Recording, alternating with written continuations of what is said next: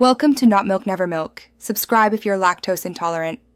You start by preparing an isolated Python environment and installing core libs so dependencies don't conflict. Once done, choose an implementation, open source stable diffusion via Hugging Face diffusers or a lightweight GAN, and download the pre-trained weights into a models folder. Make sure you have CUDA drivers and a GPU with at least 8 GB of RAM. Otherwise, configure CPU fallback for small tests. Then write a minimal script to load the model and test a single forward pass to confirm setup works. Now you implement the core pipeline that turns text into images. First load tokenizer, scheduler, and model with matching configs to avoid shape mismatches. Once loaded, build preprocessing. Resize images, normalize pixels, convert to tensors, and batch properly.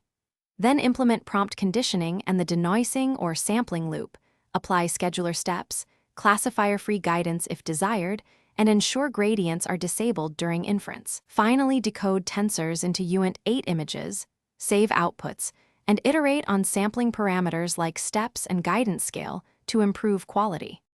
To finish, optimize performance and productionize the generator. You should add batching, mixed precision amp, and model caching to reduce latency, then wrap inference in a fast API or Flask endpoint with simple auth and rate limiting. Once deployed, monitor memory, throughput, and image quality drift. If things go wrong, a common root cause is mismatched tensor shapes or device placement. Double-check model vs scheduler configs and ensure tensors and model live on the same device. Rerun a single step test to isolate the fault.